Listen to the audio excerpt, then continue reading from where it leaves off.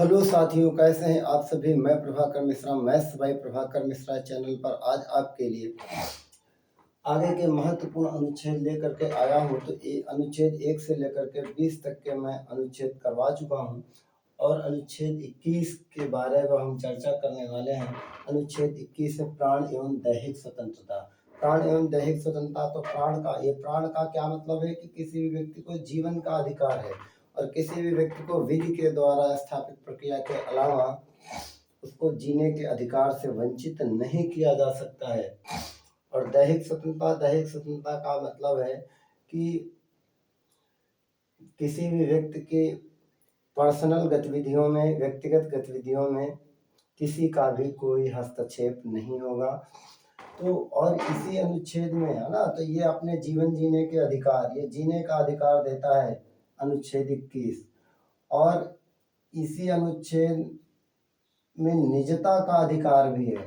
निजता का अधिकार का मतलब कि हर व्यक्ति को अपनी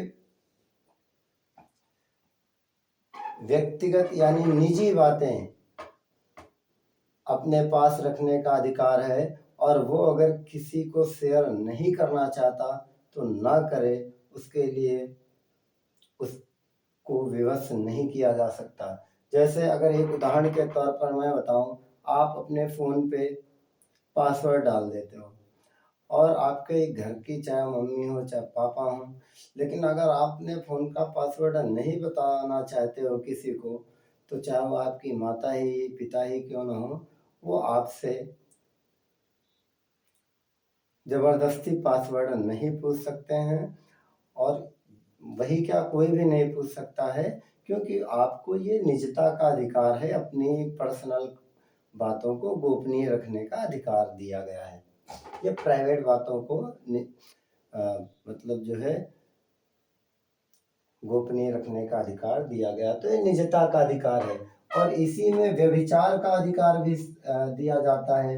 व्यभिचार का अधिकार, आप सोच रहे होंगे अनुच्छेद 21 में व्यभिचार का अधिकार भी क्या चीज आ जाती है, तो मैं बताऊं व्यभिचार का क्या मतलब होता है। पहले क्या था कि अगर कोई भी पुरुष किसी अन्य महिला जिसकी शादी हो चुकी है उसके साथ संबंध बनाता था, मतलब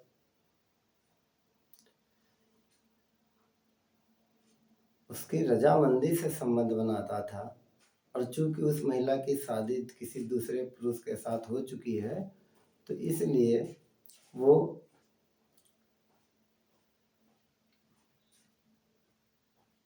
अपराध की श्रेणी में आता था। यानी वो जो कृत्य था वो अपराध की श्रेणी में आता था, वो काम। लेकिन अब ऐसा खत्म कर दिया गया है। अब अगर कोई भी पुरुष किसी अन्य महिला जिसकी शादी किसी अन्य पुरुष के साथ हो चुकी है उसके साथ आपसी सहमति से संबंध बनाता है, तो ना तो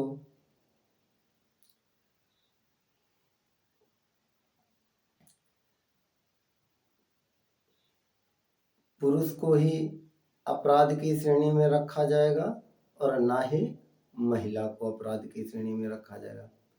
पहले क्या था, महिला को नहीं रखा जाता था मगर पुरुष को रखा जाता था। अब ना पुरुष को अपराध की श्रेणी में रखा जाएगा ना महिला को अपराध की श्रेणी में रखा जाएगा अगर वो दूसरी महिला जिसकी किसी अन्य पुरुष से शादी हो चुकी है उस महिला के साथ आपसी सहमति से संबंध बना रहा है, तो दोनों में से कोई भी दोषी नहीं माना जाएगा। लेकिन एक यहाँ पर एक बात जोड़ती है कि अगर ऐसी महिला जिसकी शादी किसी अन्य पुरुष के साथ हो चुकी है और वो किसी दूसरे पुरुष के साथ आपसी सहमति से संबंध बना रही है और उस महिला का जो वास्तविक पति है अगर वो उससे तलाक लेना चाहता है तो वो तलाक ले सकता है। तो ये जो था अधिकार अब जो दिया गया कि आपसी सहमति से दोनों संबंध बना रहे हैं, एक वो महिला भी जिसकी अन्य पुरुष से शादी हो चुकी और कोई दूसरा पुरुष, तो वो दोषी नहीं है। तो यही है व्यभिचार का अधिकार। अब कहने का मतलब मेरी बात समझ में आ गए होंगे। तो अनुच्छेद, मेरी बात समझ में आ गई होगी भैया जो हमारे कहने का क्या मतलब है। तो अनुच्छेद जो 21 है वो प्राण एवं दैहिक स्वतंत्रता का बात करता है, यही निजता का अधिकार भी इसी में शामिल है, व्यभिचार का अधिकार भी। तो ये सब अनुच्छेद 21 में है। और आपको बताऊं, एक यहाँ से क्वेश्चन आता है कि कौन से मौलिक अधिकारों को आपातकाल की स्थिति में भी रद्द नहीं किया जा सकता। तो देखो, जब देश में कोई संकट होता है, कोई आपातकाल की स्थिति होती है, आपातकाल जो आपका जो 352 है, जो राष्ट्रीय आपातकाल है, इस स्थिति में सभी मौलिक अधिकारों को रद्द किया जा सकता है, लेकिन अनुच्छेद 20 और 21 को रद्द नहीं किया जा सकता, ना ही इनको कम किया जा सकता है। ये किसी भी आपातकाल की स्थिति में भी अनुच्छेद 20 और 21 हमेशा प्रभावी रहेंगे, हमेशा सबको ये अधिकार अनुच्छेद 20 और 21 के मिलेंगे। तो आपसे अगर क्वेश्चन में पूछूं कि कौन से ऐसे मौलिक अधिकार हैं जो आपातकाल की स्थिति में भी रद्द नहीं किए जा सकते, खत्म नहीं किए जा सकते, तो अनुच्छेद 20 और अनुच्छेद 21।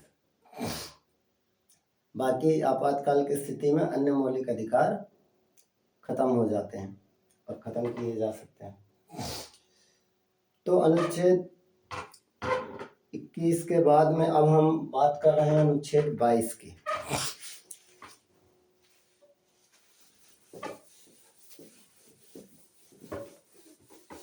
अनुच्छेद 22 क्या है कि अनुच्छेद जो 22 है वो किसी भी व्यक्ति को मनमाने तरीके से गिरफ्तारी से संरक्षण प्रदान करता है। आर्टिकल 22 यानी आर्टिकल 22 क्या प्रदान करता है? गिरफ्तारी से संरक्षण प्रदान करता है। आप समझ रहे होंगे इसमें क्या ऐसा है जो ये गिरफ्तारी से संरक्षण प्रदान करता है। तो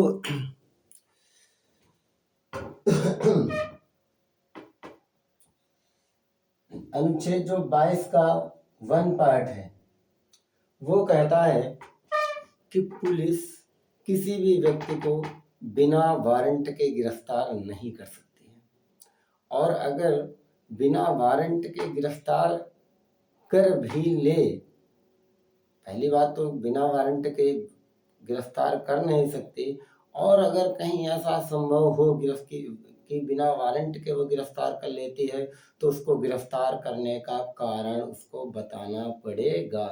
यानी गिरफ्तार करने वाले व्यक्ति को गिरफ्तार करने का जो कारण है वो पुलिस को बताना पड़ेगा, या उसको कोर्ट का जो वारंट होगा, वारंट का मतलब गिरफ्तारी का जो ऑर्डर है, वो पुलिस को दिखाना पड़ेगा। 22 को 1 जो हमने अभी बात की है। अब 22 का जो 2 पार्ट है वो क्या कहता है? 22 का 2 पार्ट ये कहता है कि गिरफ्तार किए गए व्यक्ति को 24 घंटे के भीतर मजिस्ट्रेट के सामने पेश करना पड़ेगा।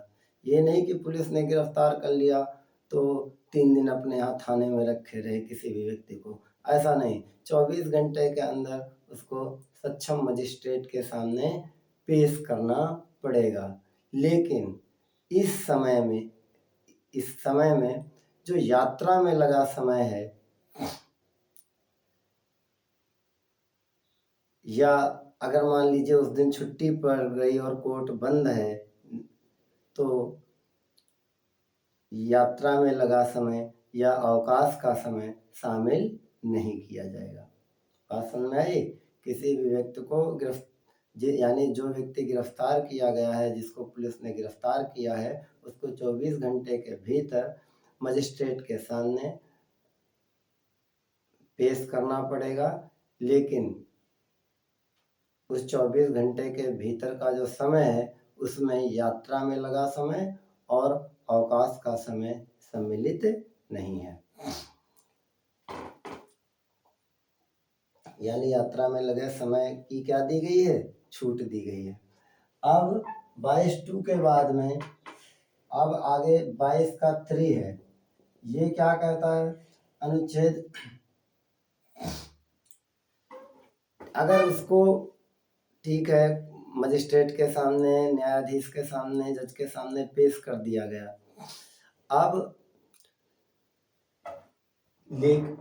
अब जो जिस व्यक्ति को गिरफ्तार किया गया है, 22(3) कहता है कि गिरफ्तार करने वाले व्यक्ति को उसके अपने हिसाब के वकील रखने का पूर्ण अधिकार होगा। यानी वो गिरफ्तार जो व्यक्ति हुआ है, यानी गिरफ्तार करने वाले व्यक्ति को, यानी जो व्यक्ति गिरफ्तार हुआ है, गिरफ्तार हुए व्यक्ति को अपने पसंद के वकील को रखने का पूर्ण अधिकार होगा और वो जिस वकील से मिलना चाहता है उसको उस वकील से मिलवाने की सुविधा मुहैया कराई जाएगी, यानी उपलब्ध कराई जाएगी। तो ये क्या है, तो 22(1) क्या था कि मैंने एक बार तेजी से मैं रिवीजन कर रहा हूँ। 22(1) क्या था कि किसी भी व्यक्ति को बिना वारंट के गिरफ्तार नहीं किया जा सकता, और अगर गिरफ्तार कर भी लिया है पुलिस के द्वारा तो गिरफ्तार करने का कारण बताना पड़ेगा। 22(2) क्या कहता है कि गिरफ्तार जिस व्यक्ति को पुलिस ने किया है उस व्यक्ति को 24 घंटे के भीतर मजिस्ट्रेट के सामने पेश करना पड़ेगा, जिसमें यात्रा में लगा समय और अवकाश का समय सम्मिलित नहीं है।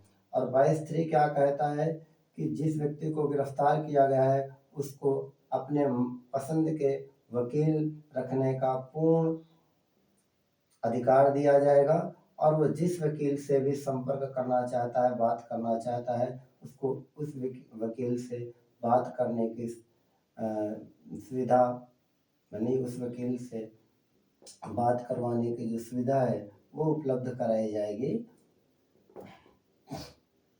यानी कोई भी व्यक्ति अपने पसंद के वकील रख सकता है और उसको वकील से मिलने से रोका नहीं जाएगा। अब आर्टिकल 22 के बाद में अब हम आगे के आर्टिकल की बात करते हैं, आगे के अनुच्छेद की बात करते हैं। तो देखिए जो 19 से 22 थे वो सब अनुच्छेद स्वतंत्रता के अधिकार से संबंधित थे। कौन से अधिकार से संबंधित थे? अनुच्छेद 19 से जो 22 थे वो स्वतंत्रता के अधिकार की बात कर रहे थे। अब आगे जो अनुच्छेद 23 है और वो 24 है, अनुच्छेद 23 और अनुच्छेद 24, अनुच्छेद 23 और 24 ये कौन से अधिकार की बात करते हैं? ये शोषण के विरुद्ध अधिकार, यानी किसी भी व्यक्ति का शोषण नहीं होना चाहिए, तो ये शोषण के विरुद्ध अधिकार ये अनुच्छेद 23 और 24 हैं।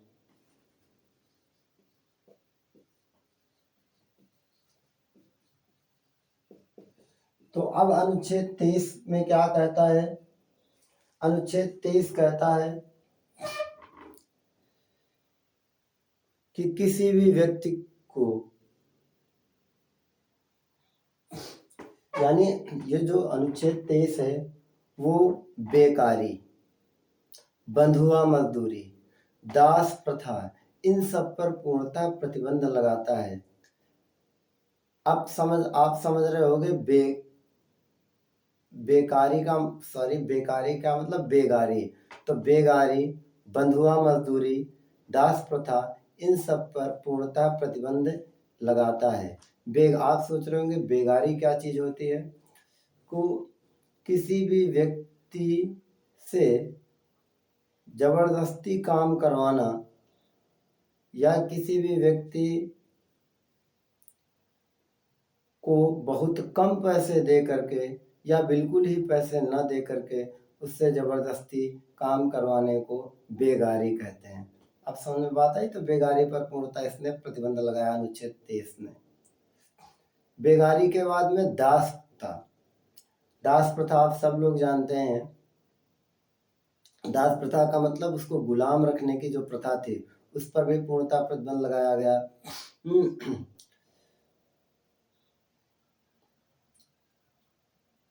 बंधुआ मजदूरी। बंधुआ मजदूरी पर भी जो लोग गांव के हैं वो बंधुआ मजदूरी के बारे में जानते होंगे। नहीं जानते हो तो अपने जो पुराने लोग हैं, बड़े बुजुर्ग हैं, दादा हैं, दादी हैं, उनसे पूछिएगा, वो बताएंगे। बंधुआ मजदूर में क्या होता था कि जो बड़े किसान लोग हैं वो एक अपना मतलब जो है परमानेंट मजदूर रखते थे और उस मजदूर को बिल्कुल ना के बराबर पैसे देते थे और उससे सारा दिन काम लेते थे और उसको वो अपना परमानेंट मजदूर बताते थे, तो उसी को बंधुआ मजदूर कहा जाता था। तो बंधुआ मजदूरी है, दास प्रथा है, और बेगारी है। इन सब का अनुच्छेद 23 उन्मूलन करता है। उन्मूलन का मतलब इनकी समाप्ति की बात करता है, उन पर पूर्णतः प्रतिबंध लगाता है। देह व्यापार। देह व्यापार पर भी पूर्णतः प्रतिबंध लगाता है। देह व्यापार का क्या मतलब होता है? पहले जो है ना, आदमियों की खरीदारी और बिक्री और खरीदारी ये होती थी इंसानों की, यानी पुरुषों महिलाओं की। तो इन सब पर पूर्णतः उसने अनुच्छेद 23 ने प्रतिबंध लगाया। तो एक लाइन में मैं अगर बात कहूँ तो अनुच्छेद 23 आपकी बेगारी, दास प्रथा, बंधुआ मजदूरी,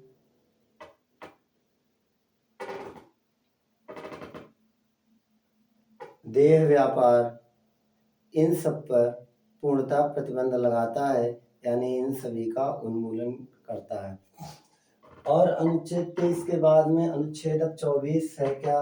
अब अनुच्छेद 24 क्या कहता है कि 14 वर्ष से कम उम्र के बच्चों को खतरनाक फैक्ट्रियों, कारखानों, इनमें काम करने पर पूर्णतः प्रतिबंध लगाता है। क्या? अनुच्छेद जो 24 है वो 14 वर्ष से कम उम्र के बच्चों को, यानी 14 वर्ष तक के उम्र के बच्चों को खतरनाक जो फैक्ट्रियां हैं, कारखाने हैं, उन पर काम करने पर पूर्णतः प्रतिबंध लगाता है। यानी खतरनाक फैक्ट्रियां, कारखाने जैसे सपोज कौन सी हो गई? जैसे जहाँ काम करने में थोड़ा रिस्क रहती है, जैसे आपके पटाखा की फैक्ट्री हो गई, जहाँ पटाखा बनते हैं, तो वहाँ ये बच्चे 14 वर्ष से कम उम्र के बच्चे काम नहीं कर सकते। या खतरनाक जो मशीनें हैं जिन पर काम करने में रिस्क रहती है, तो वहाँ भी 14 वर्ष से कम उम्र के बच्चे काम नहीं कर सकते हैं। उन पर पूर्णतया, उनके काम करने पर पूर्णतया प्रतिबंध लगाया गया है। किस उम्र के बच्चों तक? 14 वर्ष तक की उम्र के बच्चों को। तो ये अनुच्छेद 24 है। तो आप 23 और 24 दोनों समझ में आ गए होंगे, जो शोषण के विरुद्ध अधिकार आपको प्रदान करते हैं। आपको का मतलब हम सभी को, पूरे देशवासियों को प्रदान करते हैं।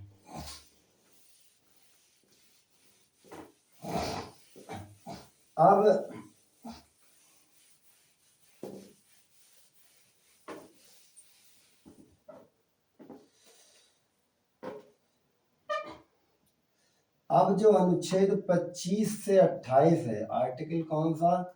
25 से 28,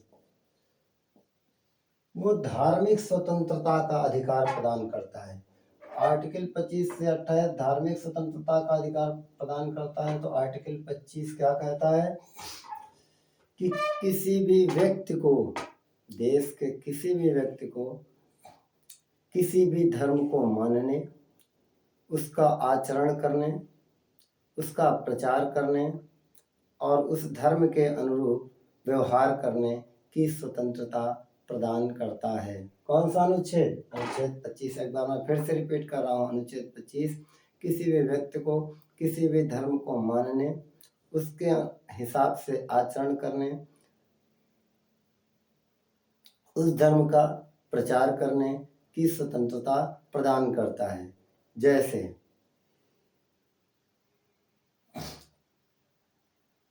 सिख हैं, जैसे हिंदू धर्म में अगर कोई छोटी सी तलवार रखना चाहे तो उसको लाइसेंस लेना पड़ेगा, बिना लाइसेंस के वो तलवार नहीं रख सकता है। मगर सिख धर्म के किसी भी व्यक्ति को तलवार रखने का पूर्ण अधिकार है, क्योंकि उनके धर्म में वैसा है, तो उसको अपने धर्म के अनुरूप आचरण करने का अधिकार है। तो सिख व्यक्ति तलवार रख सकता है। जैसे जो मुस्लिम लोग हैं वो उसी धर्म के अनुरूप क्या अपने धर्म के अनुरूप क्या रख सकते हैं? मुस्लिमों को अपने धर्म के अनुरूप दाढ़ी रखने का अधिकार है, तो मुस्लिम क्या रख लेते हैं? दाढ़ी रख सकते हैं। अपने धर्म के अनुरूप ही हिंदू धर्म में महिलाएं क्या लगा सकती हैं? सिंदूर लगा सकती हैं। तो किसी भी धर्म को मानने, उसका आचरण करने, उसके अनुरूप व्यवहार करने, इसकी स्वतंत्रता अनुच्छेद 25 में है। अब अनुच्छेद 26 क्या है? अनुच्छेद 26 है कि धार्मिक कार्यों के प्रबंधन की स्वतंत्रता है, यानी कोई भी धार्मिक कार्य का आयोजन आप कर सकते हैं। धार्मिक कार्यों के प्रबंधन की स्वतंत्रता।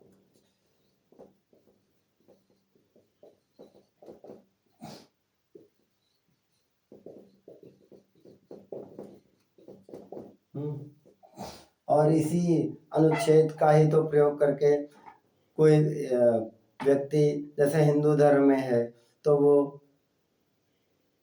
अपना वो कर सकता है, मतलब क्या करवा सकता है? जागरण करवा सकता है और भंडारा करवा सकता है। इसी तरीके मुस्लिम धर्म के भी, सिख धर्म के भी अपने अपने हिसाब से वो जो अपने अपने धर्म के अनुरूप जो धार्मिक कार्य करना चाहते हैं, तो धार्मिक कार्यों के प्रबंधन की स्वतंत्रता अनुच्छेद 26 प्रदान करता है। अब अनुच्छेद 27 क्या कहता है? आर्टिकल जो 27 है वो क्या कहता है